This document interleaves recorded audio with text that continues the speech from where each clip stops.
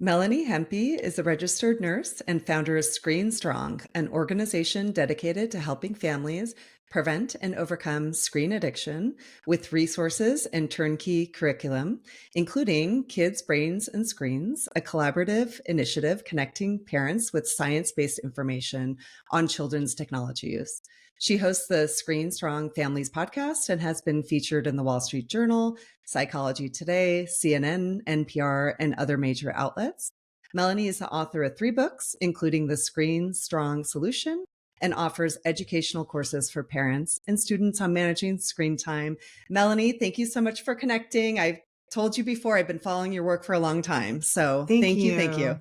Oh, thank you so much for having me. We've got to get this message out far and wide. So thank you for all the Yeah. work that you're doing. Yeah. Thank you. Thank you. Okay. So I Yeah. want to start with something I've been thinking a lot about lately, which is this idea of the status quo that we're in. So why do Yeah. you think parents have accepted the status quo of children using adult technologies like smartphones and social media?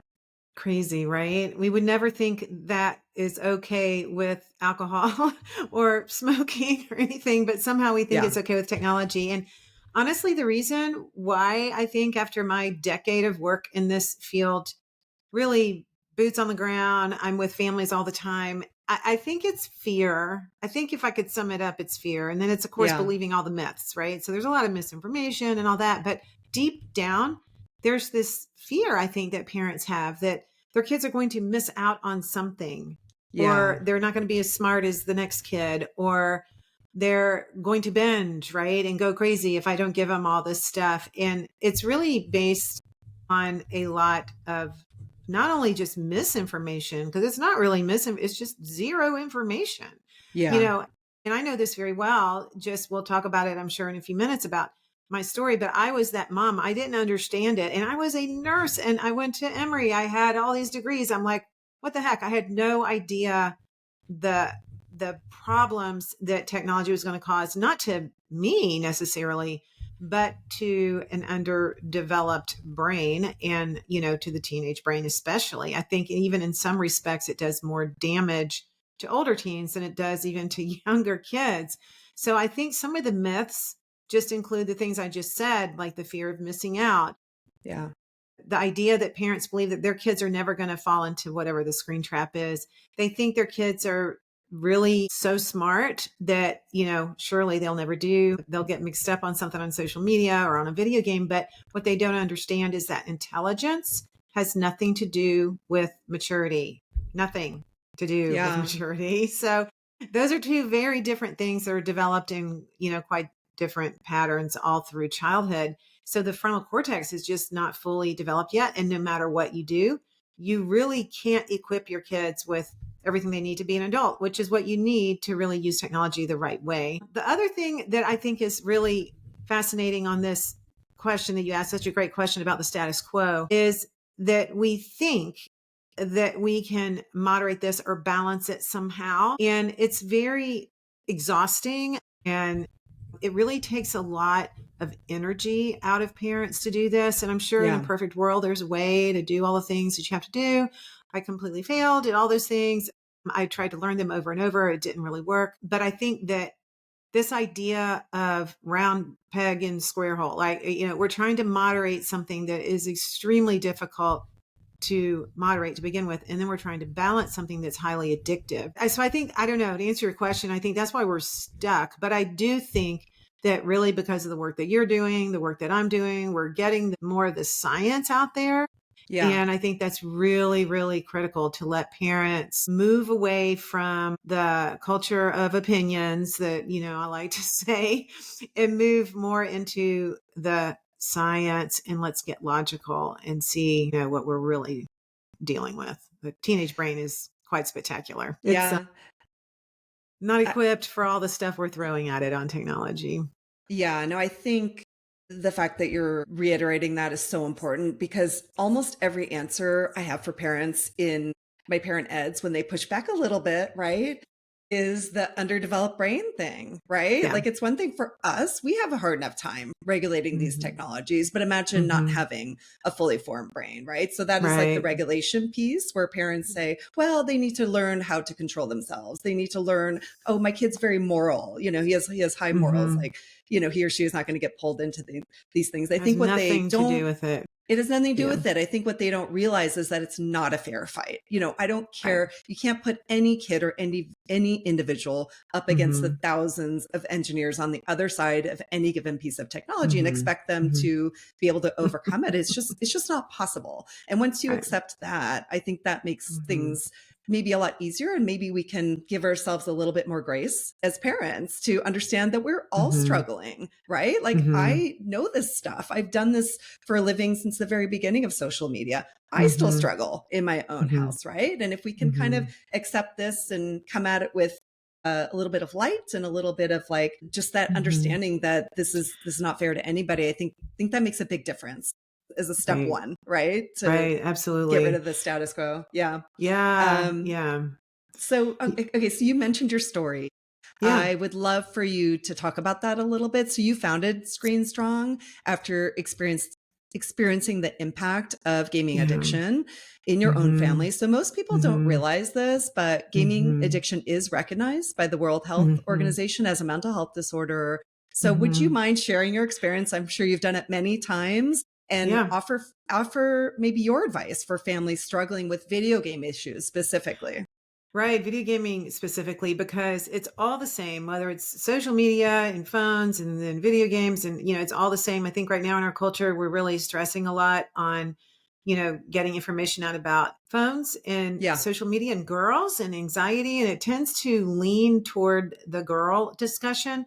But on my Substack, I have a recent article called "The Basement Generation," and it is just outlining again the problems that we're having with boys, and I highly recommend looking at that piece. I actually have pieces of some little videos in there, clips of my son talking about it. So our oldest son, we have four, and our oldest son was very addicted to video games. And I should say we allowed him to become very addicted to video games right under our roof. And I had no idea what I was doing. I listened to all my friends and my peers and culture that just said, well, he's a boy, he'll play video games, and this Yeah. is what they do, and this is where their friends are. Mhm. And it was almost like there just wasn't even like another option. And so I never even thought there could be a world where kids don't play video games. And Yeah. so he was really smart. All parents think their kids are really smart, but he was super smart. He had all straight A's. So I just all through middle school, all through high school, I thought, well, as long as he had straight A's, we're Yeah. good, because that's how we measure our parenting success, as we look at our kids' grades. So I thought he was fine, but he was so not fine. There were so many things Yeah. that were happening and things that weren't happening that were causing a lot of problems. And I don't know if anyone listening can relate to what it's like to live with a gamer, or even a child who's addicted to an iPad or just addicted to some kind of technology. It causes a lot of stress in your home because it Yeah. affects your day to day, and it affects your relationship with that child. It affects their relationship with their friends, with their siblings, with their extended family, the grandparents. Everything is discombobulated because that screen becomes the most important thing to them. The way Adam describes it is that he would do anything he could to in the real world just to get back to his screen world. So, Yeah. he would run upstairs for dinner for a few minutes, quickly eat, and then he'd want to be excused, or he would maybe vacuum and do some chores quickly so he could get back to his game. And then, of course, I told you that he had straight A's. So I thought, okay, well, as long as he has straight A's and he cleaned his room, I guess he's okay.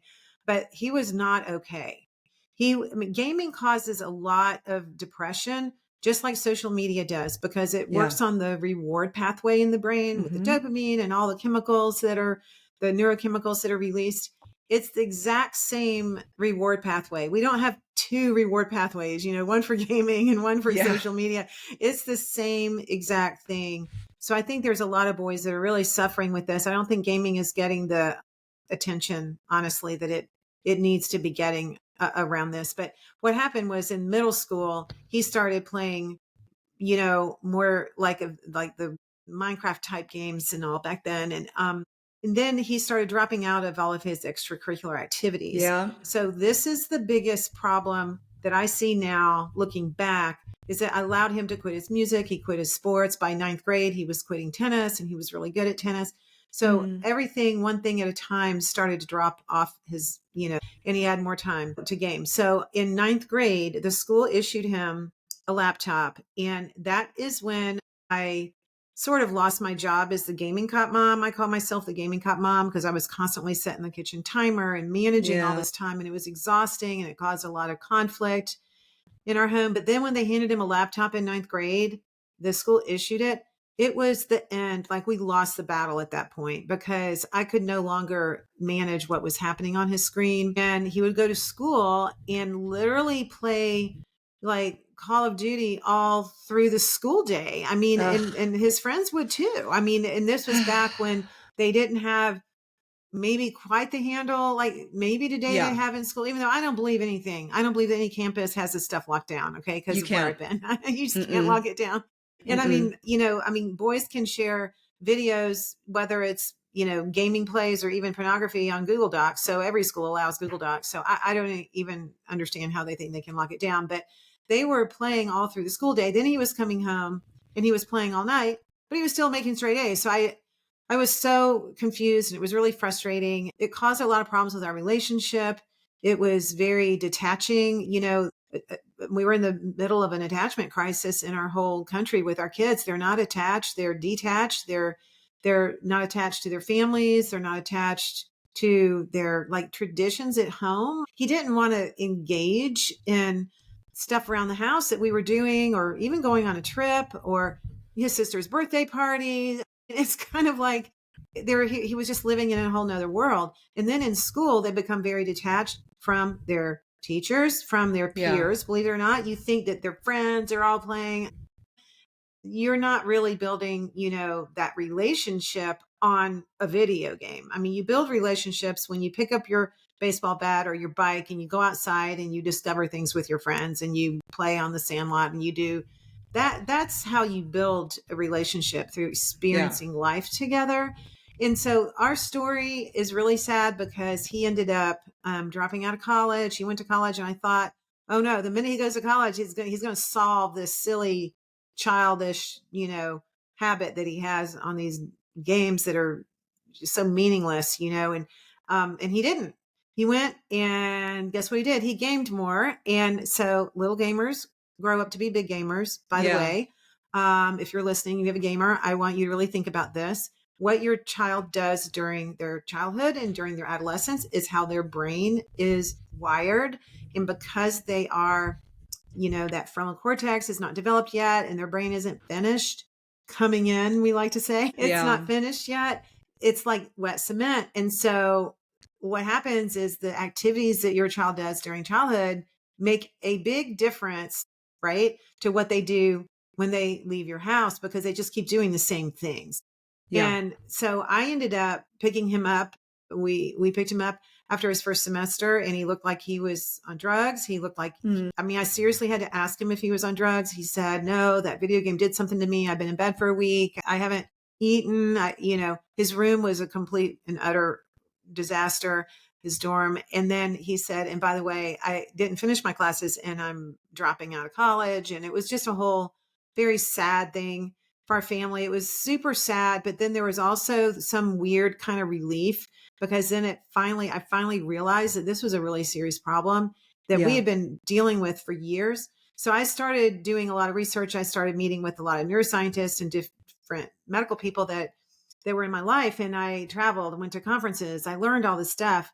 I'm like, what in the world? Nobody ever told me this. No. That this was a chemical addiction. It's a chemical addiction. It's the same dopamine. I want to talk about that in a minute, but it's the same dopamine.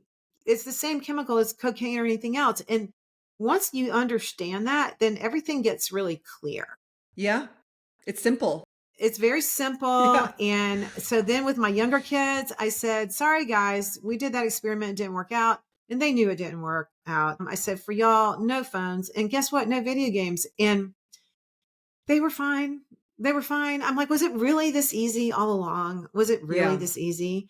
Yeah. And so ScreenStrong got started, and I started training other people to go into schools and parent groups and just educating parents on the science behind screen addiction and the solutions, and then how to detox your kids off. We have a 30-day detox that we do, and it has really worked. I won't say, I don't know. I don't know if you can say anything is 100%, but it's pretty 100%. I mean, because if Yeah. you go through the thing and you get rid of it, and then you fill your life with these other things, and you get exercise, and you're spending time with your family, like, it works. It kind of works. So we have a very positive outlook over here at ScreenStrong. We just feel like we got to educate our kids. We got to educate our families, and we got to move past this. We don't have time to wait around for somebody else to do this for us. And we don't have time to wait for a ton more research to come in. I didn't need any more research. After what happened in my home with my oldest, that was all I needed to Yeah. change everything up for my younger kids. And my younger boys especially love getting on. You should have them come on and talk to you about what it's like to grow Yeah. up without video games and smartphones. Their life was so much bigger. They had so many more stories, so many more Hmm. friends. There's so many more interests, and so many more skills were developed. It's just fascinating to watch. And it's not just my kids. Sure. There are a lot of kids. So that's my story, maybe in a nutshell. I don't know. That was Yeah. short There's enough. so much there. I so appreciate you telling that so honestly, because that must be really hard. But what I really love is that I know I saw that your kids actually are speakers for Screen Hmm. Strong and are involved. Like that, it warms my heart so much. We at Dope Mind, we work with youth, Mm, partners. And to me, that is the most important thing because they yeah, need to enact change in their own generation. They don't need the two of us as, I know. moms telling You're them what to so- do. Right. So I think that's so important. And I just love that your son speaks out to help others. And yeah. there was so much in your answer, but I just wanted to highlight a few things. Okay. I have heard the boys will be boys are going to play video games thing. I just reject that wholeheartedly. And I always think, I'm sure you've heard Jonathan Haidt talk about this, where he describes video games kind of tapping into boys' primal instinct for war, right? Hmm. And then Hmm. you've got porn, which we haven't covered yet, that taps into their primal instinct to procreate. So between those Hmm. two things, it is taking so much of these boys' time and energy. And we haven't even talked about failure to launch, which you, Yeah. I guess, touched on a little bit with it affecting his life that significantly. But Hmm. I worry maybe more about our boys than, I mean, Yeah. you're right. Like we hear a lot about girls and body image and, relational Hmm. aggression and all the things that are happening with girls in social media. But I absolutely agree that video games just fly so far under the radar. And when Yeah. we talk about them equally. Social media is one thing, video games are Right. another thing. And then the Yeah. other thing is most modern video games are social media. So they're Yeah. like one thing now, It's right? all mixed So in. Yeah. yeah. Yeah. And So definitely boys do. There are reasons why they play. They love the, all the competition that's there, and the sure. leader ladders and all the things that they can do. And that's great. But I would argue that all those things can be done way better in real life with way more meaning. Yeah. Every boy knows. And this is what I didn't realize at first, but I know now that every boy knows that spending time hours and hours and hours a day on a video game is not real work. It's not anything to be proud of. It's a number of steps down from what their potential, of course, could be. And they don't really like it, but it's just what they do because it's what everybody does. And it's because Yeah. what mom, and because boys are rough and hard and dirty and loud. And, and I know I did, Adam was really easy to raise. He never did anything, right? I mean, his boots never got muddy. I mean, nothing ever happened. And then when you have, I have two younger boys that we raised in the real world instead of on the video game world. And it's messy, and you have to Yes. drive them places, and it's exhausting, and it's a full-time job. And, they had their friends over here all the time because I just decided that after Adam made it through, his whole, I don't know, school experience with very few friends, I just thought this is really sad. So every Friday night or Saturday, we would have all their friends over, and I would cook, and you have to be involved. And Yeah. as soon they learn to cook and they learn to do all these things, they certainly know how to entertain. They know how to be social.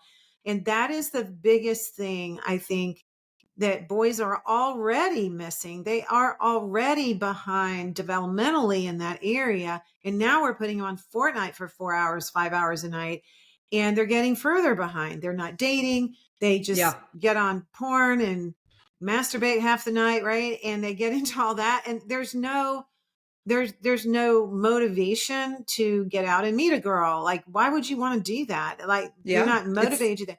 You're getting your needs kind of met on your screen, and mom and dad think, well, that's easy. I mean, I Right. remember, I had the twins when Adam was in middle school, and I remember thinking, oh, I'm kind of glad he wanted to quit all his sports, because now I don't have to get in the car and drive him anywhere. I'm tired, Yeah. I Um, know. so I had no idea what I was doing, and unfortunately you can't go back. I wish I could. And Adam is, we're good. I mean, he tells me, Mom, you got to tell as many families as you possibly can so they Yeah. don't have to go through what we went through. He understands it now, but the fact Yeah. is I can't go back and replace his childhood. And so what you want to do, as a parent, all the like you said, like Fortnite and Roblox and all that, they're all kind of like social media. And so Yeah. everybody's on Discord or they're talking about whatever. You got to get your kids off the virtual world. They have to start experiencing real life. And I think girls, might do a little better in the end, all right, at the end of the game, so to speak, because Yeah. they are actually going to college. Yeah. They are actually graduating. They're actually getting jobs. Like, they kind of grow out of it a little bit more. Now, I'm not saying that they all do, but there's statistically, we see that they are launching, many of them are, but their counterpart, brothers are not. Yeah. And in another decade, I don't even know what this is going to look like, because Yeah. if we can't get kids back in the real world, that's a whole nother disaster that culturally we're going to see. Yeah, I mean, we're going to get to AI, but I mean, Mhm. that really worries me with the chatbots and then eventually the Mhm. robots, right? I mean, Mhm. all that's Mhm. coming. So Yeah. I But couldn't we don't agree need with to you be more. worried about it. I think let's talk about that a second. I Yeah. think that it all depends on your culture in your home and Yeah. what's important to you. And a lot of people used to tell me, Melanie, don't you want to get rid of all the gaming companies? And I'm like, no, I'm just not going to let my younger kids play. Right. Yeah. I'm not going to go fight that battle. And like with smoking, I'm not going to shut down big tobacco. In fact, I really don't care about what big tobacco does. I'm Yeah. just not going to allow my kids to smoke, and I'm going to teach them why. I'm going to give them the medical reasons, around why they shouldn't smoke. And we're going Yeah. to have a really decent discussion about it, but I'm still the parent and I'm still going to make the decision. And Yeah. just like a good coach does not let his team coach the team. You never do that. You coach your team. Yeah. So even with AI, I believe that it's great for some things, for sure. Like, all technology is really great for some things, but it's certainly not great for kids to use AI as the place they go to get all their answers to their big life questions. Like, that's a really bad idea. And for AI to influence them. So in our house, we just didn't allow any of it to come across. Now, of course, it's school, they're going to do whatever. And, and we would talk about it, but allowing a child to have solo access to their screens, where you're not sitting there, where you're not understanding what they're doing, that's a big mistake. It's a big mistake, and it's really on us as parents. It's not our kids' fault. I mean, that's the hard truth. It's our Yeah, no, I know. I mean, I've been talking a lot about this idea that we've kind of forgotten how to say no as parents, like just no in is a great general, word. right? But can I push a little bit on this? Because I mean, I'm Mhm. so impressed how you've been able to basically like opt out of this, right? But I think the biggest thing, and you talked about it earlier, was in the context of fear, right? Mhm. Like, so what would you say to parents? So we talked about games like Roblox, Fortnite, having like social media built in, right? And that's kind of Mhm. part of the design strategy to keep the kids on as long as possible. It's attention economy, it's engagement, it's all of that. Mm-hmm. And we also covered this idea that kids are using them as a form of social connection and social currency. So, what can families do? Like, let's say they want to say no to one of those games, but it's become Yeah. kind of central to that kid's friend group. Like, what do you say? How do you handle that? Yeah, I love that question so much because that is the reality, right? That's where everybody is. And I've been Yeah. in both camps. So I've done it both Yeah. ways. So I can tell you how it works one way and I can tell you how it works another way. And not only in my home, but in hundreds and hundreds of homes that parents that have gone through the ScreenStrong lifestyle curriculums and the parent courses and all that to see how to do this. So ultimately, what it boils down to is you have to change your friend groups a little bit or Hmm. just dive in and get some more friends. And so what I mean is, this sounds so weird, but it is so simple. So with the younger boys, because we did a different experiment with them, right? With Adam, we did one experiment and it was a disaster. With the younger boys, I said, okay, we're going to try this.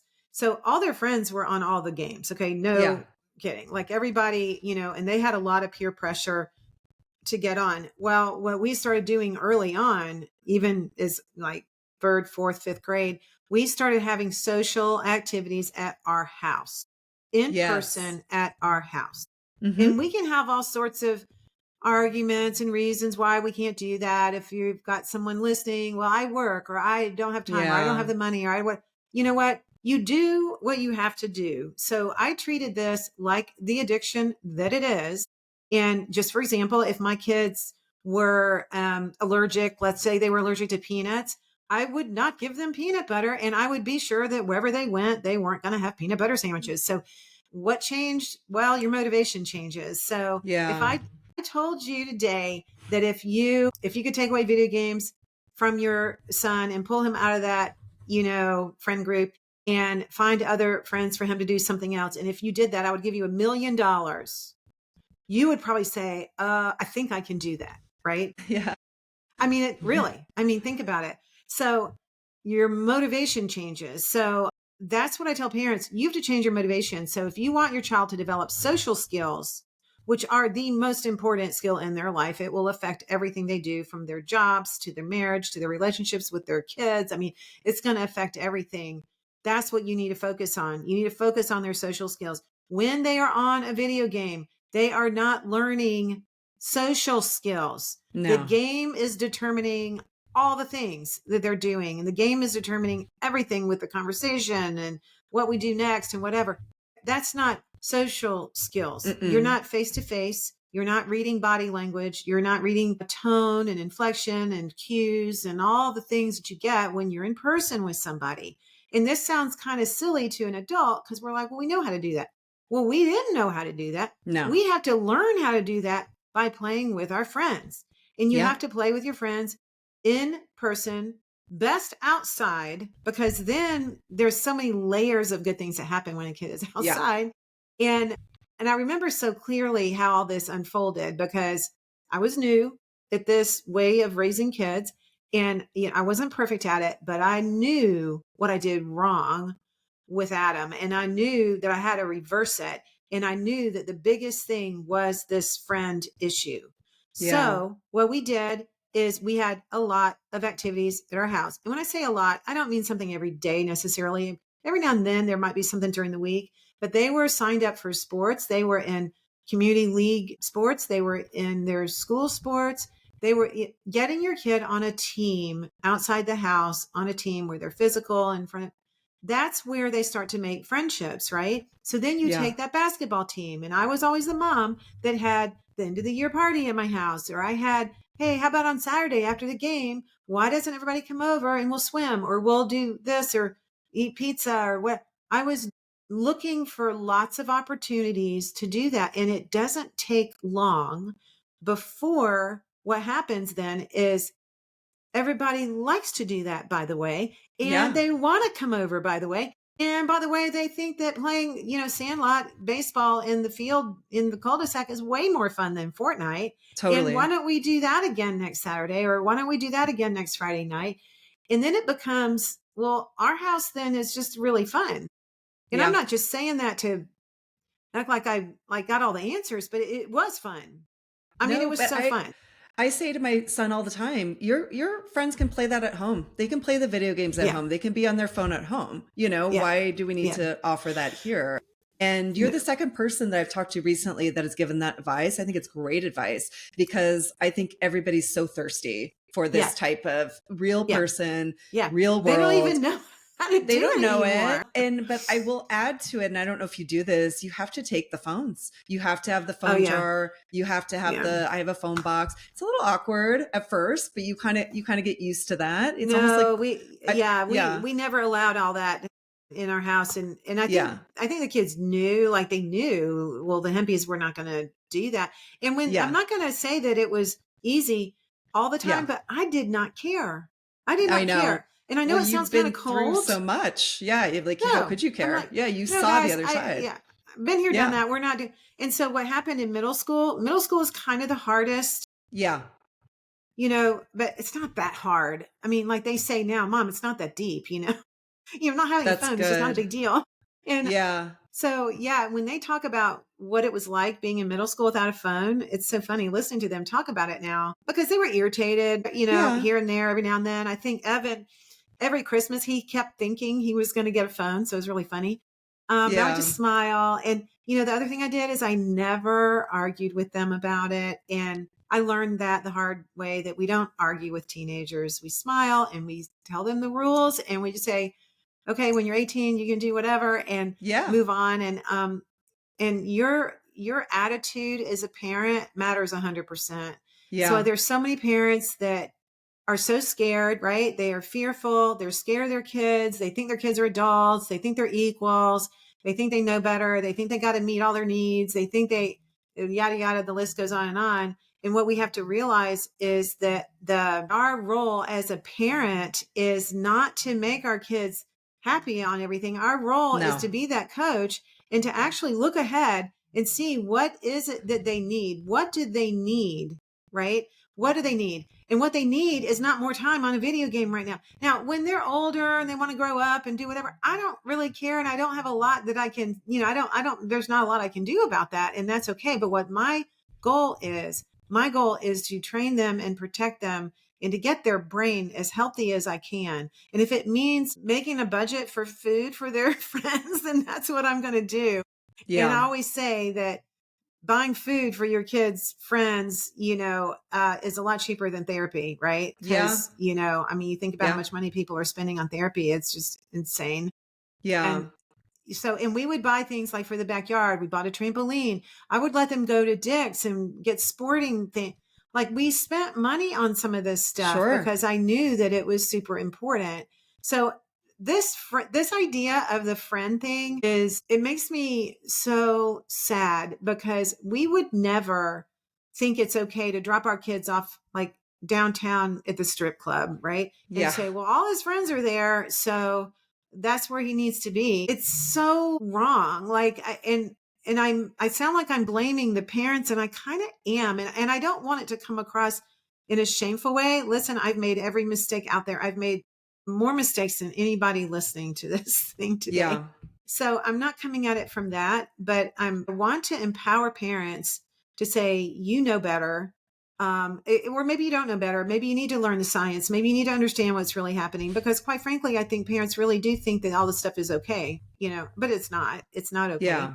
And so we have to learn the science, and then we have to be, kind of tough in our own home. And like you said, no is like the best word in the English language. Yeah. And what happens once you do this, you get your kids back.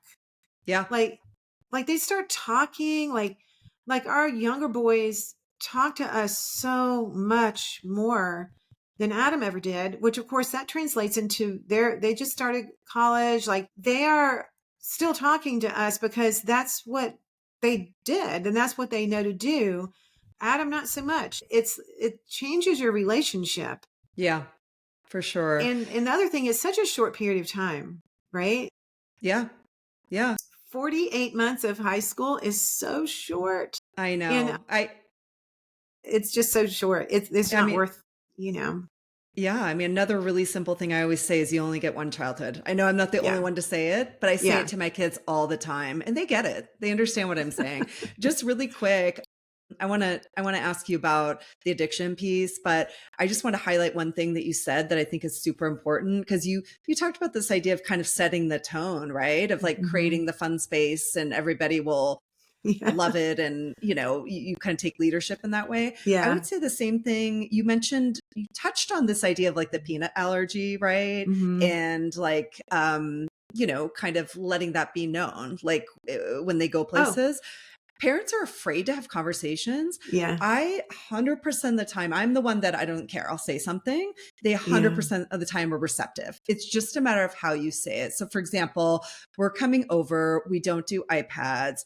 Is Mhm. that okay? You know, Yeah. and it's as Yeah. simple as that. And they'll go, "Oh my gosh, yeah, totally. We won't bring the iPads out." Like if you know another family does something that you Yeah. don't do or whatever, like just talk about it and make it about Yeah. you. Make it about this is Yeah. something we don't do in our family. Don't make it about, hey, this is not good for them or whatever, right? Yeah. And parents will get it.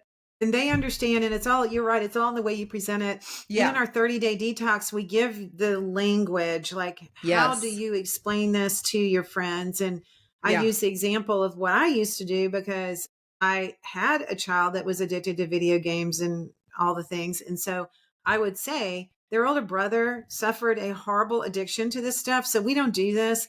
And I say, thank you so much. And I would kind of joke and say, that they're allergic, so I Yeah. would say, my kids are allergic to porn. So are your screens locked down? And they would kind of laugh. I'm like, no, for real, they are. And let me tell you how I screwed up my first kid and, just kind of Oh, be very real about it and make it about you, of course, and not yeah. about them. But I would also offer, and if they want to play outside and if you're busy, they can come to my house and we could play outside. So I did a Yeah. lot of things Yeah. at our house because I I didn't know what was happening at other people's houses. And that might Yeah. sound a little weird, Yeah. but it wasn't weird because I had already been through what I had been through. And we No. actually had a book club in the beginning, and we recommend this a lot. And on our website, you can go to the ambassador tab and you can be a community leader or an ambassador, either one.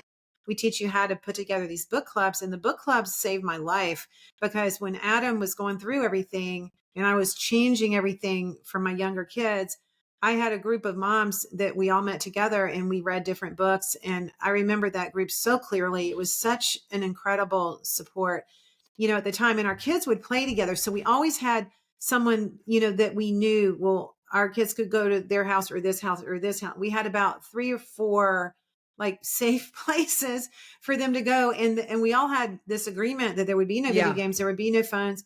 And we recommend that kids do not have phones till they're 18. And I know that used to sound really kind of crazy, but that's not crazy anymore. Like, I No. mean, people aren't responding. Like when I started this organization, they would run thinking, well, she's that crazy woman that's telling me not to give my kid a phone. But Yeah. now it's like a common, knowledge that they should always start with a flip phone. You should never start with a smartphone. And, oh my gosh.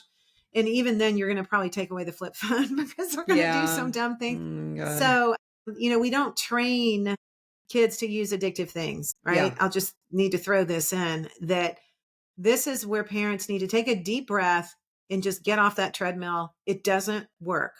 And the Yeah. sooner you realize that, the happier you're going to be, because the happier your kids are going to be, the happier everybody's going to be. And then you're going to blink and then they're going to be grown and they're going to be in college and you're going to be fine because they're going to know about all this stuff. My younger boys knew Sure. all about the video games. They knew all about social media. They didn't have it, but their friends are talking about it constantly. So they weren't like raised, in a vacuum or in a bubble. If anything, the other kids were in a bubble because they didn't know anything Yeah. about the real world. Like, Right. and we knew all the real world stuff, Yeah. just all the popular movies and old movies. And, we're not an anti-screen organization. Yeah. We're pulling out the toxic technology away from the, you know, educational stuff or even the entertainment stuff and letting them use that. It is Yeah. quite a different pathway and it works really well. It's much I easier than you think, right? totally. You're And I seeing that. right? Yeah, and I Yeah. agree with you. Like, I always joke that I was the crazy lady up until a couple years ago, and now everybody is aware, and everybody's like, "Oh, did you see this thing?" Yeah, Yeah. I'm pretty aware. Thank you. Yeah. But I do think there's a huge shift, and I don't think parents should be afraid anymore. To kind of Right. step out. Maybe the first ones that step out in their community. I totally agree. And then last little quick thing, I love you keeping it light with the idea of like, oh, they're allergic. Yeah. I try to do that too, where I'm like, I'm being the phone Karen again. It's just the way it Yeah. is. I think Yeah. that really helps too for your own kids, because my kids can, if I can have a little bit of sense of humor about myself, then it brings a Absolutely. lightness to it, right? Yeah. Where this stuff can get heavy, right? Yeah, and that means that you cannot like have a meltdown in front of your kids over it, right? And Yeah. you have to smile and be Yeah. happy and they will follow. It's just the craziest thing. I had a really, Yeah. really, really good coach tell me this one time. My daughter was a D1 athlete. We were all into the athletics. And one of her coaches one time told me, because she wanted to quit, she was in eighth grade. And this is, every eighth grader, their brain is up and down and all around. And she said, "Oh, just don't get on her roller coaster, Melanie. She'll be fine." But I'm worried Yeah. about all the parents, because the parents are the one. I mean, honestly, and I'm talking to myself back in the day, but Sure. we are the problem. Yeah. Kids need a strong parent. They need strong leadership. They need strong coaching, and they are fine. And if it were up to every teenager in this country, they would all vote to say, get rid of all the phones and all the social media. They don't want it, but they have it and Totally. they want it because the other kids have it and da, da, Of da. And course. parents we're not really doing our job. Now, granted, most of us don't know. We're not born with this knowledge. We didn't understand all about dopamine and why they're so drawn to it and all the things. But we know now. And when we start figuring this out and we start learning this, we have to change the actions in our homes. And that's why we wrote The Kids' Brains and Screens. This is why I'm so like on a mission to get this into the hands of every parent out there. What they do with it after they know this, I don't judge them. I don't care. Like, that's not my role as a nurse, though. I want to educate. I know if I have like a patient that has diabetes, if I can explain the science to them, Yeah. then their outcome is going to be so much better. Totally. And so this year we did the elementary book for third grade and third, fourth, fifth grade, kind of. It's called The Adventures of Superbrain. And we're explaining all this neuroscience to a 10-year-old or Yeah. 8-year-old. They can understand it. Oh, they can totally understand it. And Yeah. a lot of moms are reading it now. They're like, I learned so much from this third grade book. I'm like, yeah, Yeah. I know. It's just a way to explain it. And then with the Kids' Brains and Screens, even using that for a book club, it's kind of funny because it's written for middle school. But I always say, if you want to learn like history, go read a fifth grade history book, right? You're going to learn it quicker. And so moms are loving that, and parents just in general. Of course, teachers love it. And we have an activity book now coming out with The Adventures of Superbrain. So the kids can do all these activities, and it's all paper, right? Yeah. It's a real book. Yeah, they can that's carry awesome. around. So we're really excited about it. Yeah. Yeah, no, I love all that. And what I love too, and we do similarly, if you teach it to the parents and the staff and everybody, the adults, the way you would teach it to the kids, it allows them to message it to the kids, right? So that there's no disconnect. So that is totally spot on, and I love it. So so I'd love to ask you, because you are not afraid to use the word addiction when you're discussing kids and problematic screen activities. So, and we touched on this a little bit, but would you mind speaking a little bit more to the parallels that you see between modern screen technology and other potential addictive substances? So we talked about, you mentioned cigarettes, gambling. These are all things that we do regulate for children. So like, what are the parallels you see? I know we talked about the dopamine, but is there anything else? Yeah, well, the say? one thing, I just want to say, even about smoking and, the phone free school movement, we've been working with schools to take phones out for a long time. We've done phone free. I have a phone free guide on the site for schools. If you go to our school tab, and we've been doing this for a long time. And the parallel that I like to draw on is the smoking parallel. So the anti-smoking campaigns, right? We didn't allow kids even to bring their packs of cigarettes to school and hide them in a pouch or pocket. Yeah. And then this is crazy what we're doing right now. I get that this is just where culture is. the pendulum has swung so far out where kids are actually bringing phones to school. Like that's just the worst idea. So there was a day where kids used to bring cigarettes to school, right? Yeah. And they would have smoking patios and designated smoking areas. And we just knew that we could never stop it because this is their social time and this was their right. And they had all these rights and all this stuff. And we're like, no. We started looking at the science and we started bringing black lungs and formaldehyde in jars to our middle school. And we started saying, look, this is what your lungs are going to look like. And so then we all ran home and told our moms to quit smoking. That's how the anti-smoking campaigns worked. But the only way it can work is with education. Yeah. So if we don't educate in mass, I mean, we have to do campaigns just like the anti-smoking. This is not a parenting like opinion issue. Like No. we quite frankly need to pull the parents out of the discussion about whether phones should be in school or not. This is a health crisis. Yeah. This is a national health crisis, like smoking was. And so now when we talk about addiction, it is the same reward pathway. Remember, you only have one reward pathway. And so whether it's smoking, whether it's alcohol, whether it's cocaine, it all involves dopamine and craving. And that's what Screen set up, that same pathway. And Adam really describes it really well in our workshop when we have videos of him talking about how when you're playing a video game, there's nothing in the real world that brings as much dopamine. And it is the same dopamine. So it's not like, oh, cocaine has different kinds of dopamine, Yeah. It's you get high on your own supply of dopamine, whether you're in a video game, whether you're scrolling social media, or smoking dope. I mean, it's the same dopamine. So now that we know that, we do treat it like that. We do treat it very seriously. This is why phones do not belong in the classroom at all. I don't believe kids need phones at all, right? Anything they can possibly need to do, they can do on a laptop. They can do their homework. They can even get on GroupMe and talk to a friend if they need to. They can actually call a friend and actually talk in person, with their friend. So phones are not mandatory, but the addiction part of it comes in with the habit loops. And so the reason why this is so important to understand this piece of the addiction, and the reason why, of course, it is an addiction, is because with young people, with young brains, with, little brains all the way up to teenage brains, and you can ask any insurance company that sells car insurance, and they will tell you that 16, your kid's insurance rate is going to be the highest. It's because of their risk taking and their inability to think quick enough, because that myelin is not there. The myelin sheets aren't there in the brain. They know what they're supposed to do, but they can't think quick enough to do it. And when you're online, you lose because you're being sucked in because you can't think quick enough to get off of it.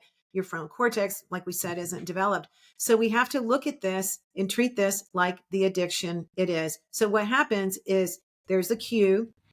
You know how the addiction pathway works. There's a cue, then there's an action that you do, and then you get a reward. And that's the normal way that things are supposed to happen. You hit the soccer ball, you get the goal, and everybody jumps up and down and you're excited. And then it all levels back, and then you do something else, or you eat dinner and you get some dopamine, and then it all levels back. And we stay in this kind of green zone. We stay in the baseline zone, which is really good because dopamine is really good and we really need dopamine.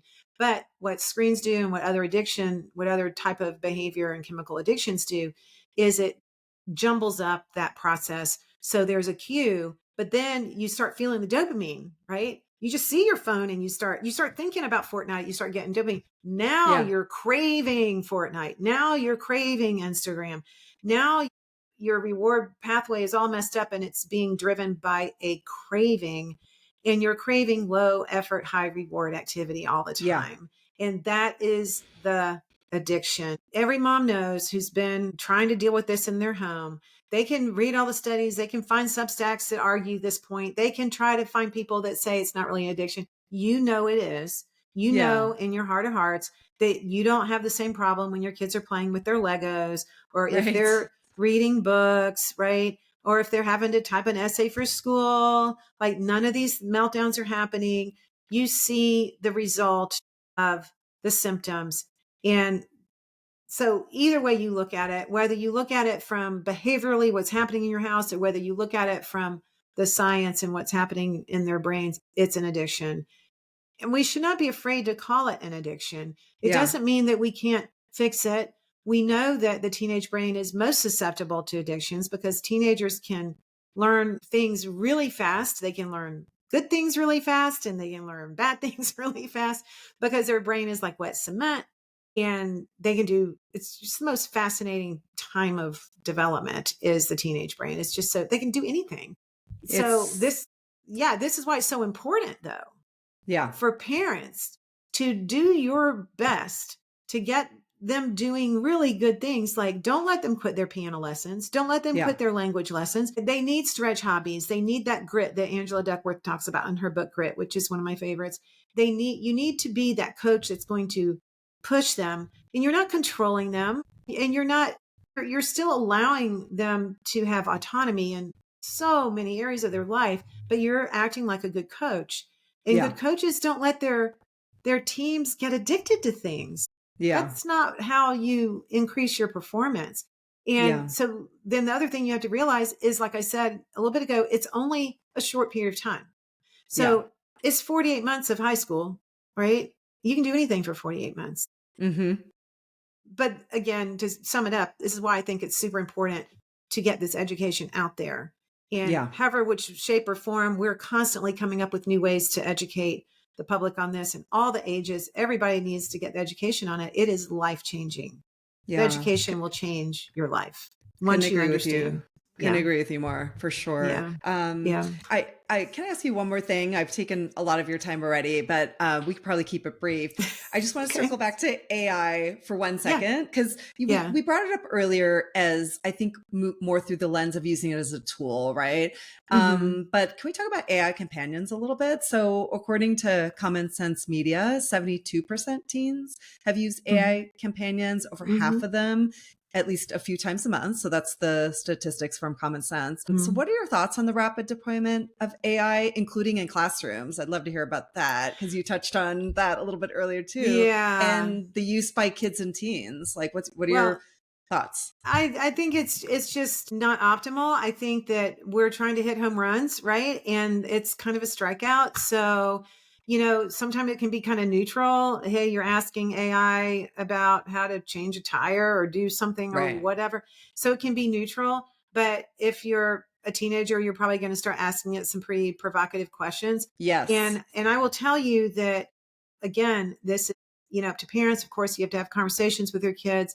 But if you're having conversations with your kids about all this, but you're still allowing it, I can tell you right now, those conversations are not going to work. So Yeah. just make a note of that. Like if you're telling your kids, hey, don't smoke pot, but by the way, I'm going to allow you to have, we're going to put joints on the kitchen table every night, but don't Yeah. smoke. I mean, it doesn't even make, Yeah. right. Yeah. It does. I Yeah. know. And kids are really smart. Remember, they're highly intelligent. They're just not mature yet. And they're not quite wise yet.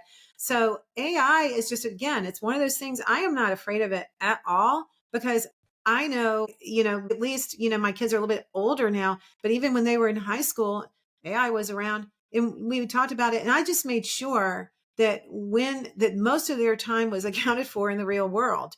Now, Yeah. yeah, there's going to be places and times where they're going to come across stuff. And I think parents believe the myth that we have to train our kids how to use all this stuff so they'll know how to use it. And that is wrong. That is completely wrong. It goes against every child development, scientific fact out there that Yeah. you have to train your kids how to do the right thing first before you train them about the wrong thing. So Yeah. that's just a Yeah. little tip. So with AI, it's the same thing. So I wouldn't allow it. I would not want my kids to be using it in school. I don't think we really need a lot of screens in school at all. I think the teacher Yeah. can have a screen at the front of the room and can show us stuff. Sure.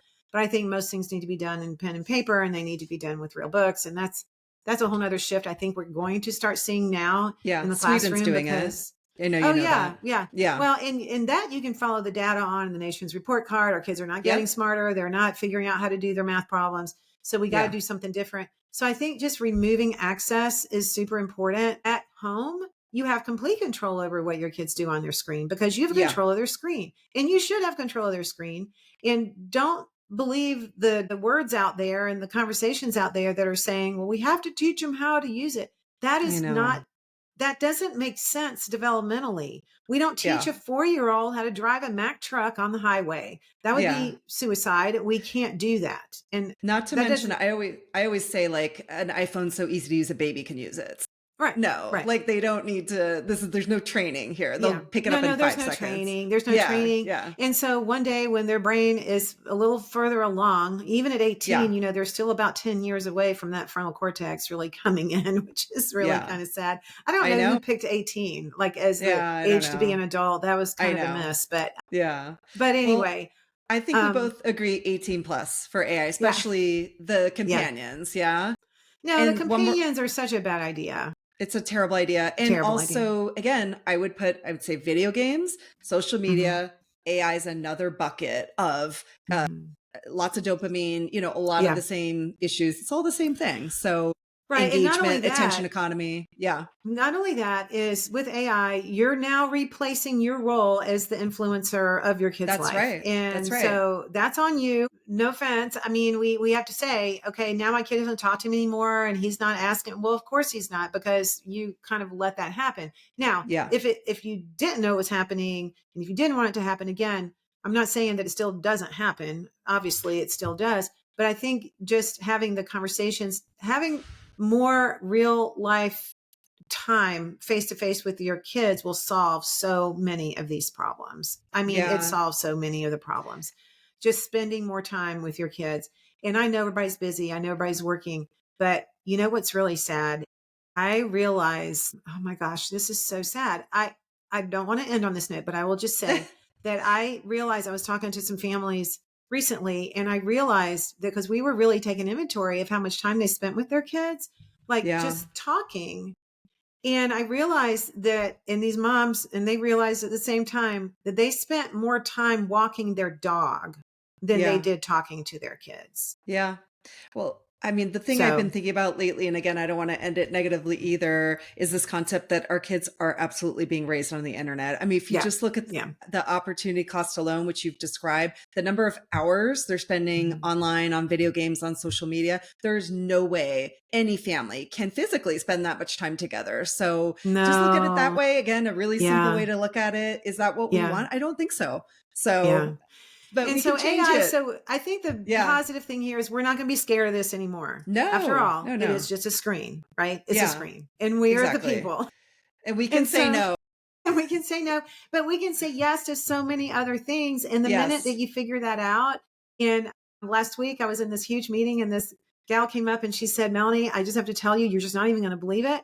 But I took screens away. Like we've done it now for 2 weeks. I thought my life was going to get so much harder because she's like a big executive and a lot of, she thought when she got home, everything would be harder. She said, it is so much easier. And that's Totally. what I want to leave on this Yes. note, that it's like the emperor that didn't have any clothes. Like I'm telling you, it is so much easier to Yeah, do this agreed. whole screen strong lifestyle where you're just using tech every now and then as a tool for what you need. And then everything else is in the real world. And then there's a time later down the road, whenever they have to have a job and they have to work on technology, that's all fine. But it is so much easier. You will like your kids more. They will like you more. Yeah. They will be more interesting. They're going to have all these interesting things to talk about. They're going to have more friends. They're going to be better at being a friend because instead of texting their friend when their cat dies, they're actually going to go over to their house and sit with them. Like there's going Yeah. to be more empathy. There's just going to be more human interaction and your family is going to thrive. You will never go back. Yeah. And I'd say we're not saying that we don't like technology. We like it for certain things, but Yeah. not to raise our kids. So Stay I'm in so your glad you lane. get it. Yeah. Just Yeah. stay in your lane, technology. Yeah. Yeah. Well, Melanie, thank you so much. You gave me so much of your time. You're amazing. Uh, You are so thank you. honest, and I love that. But I don't feel judged by you ever. Oh, You know what I mean? Like, I think good. you're really Please good at don't. threading that line and just like being Yeah. so vulnerable with your own Yeah. story and your family. And I think everyone can relate on some level. So thank you for all your work. You guys are awesome. And thank you Wow. again for your time. Yeah. Thank you for having me. Y'all are doing an amazing job. We got to get to as many families as we can. So we'll work We're together to gonna do figure it that. out. We're gonna put our Yeah. heads together. Yeah. Okay. We Thanks, will. Melanie. Okay. Thanks.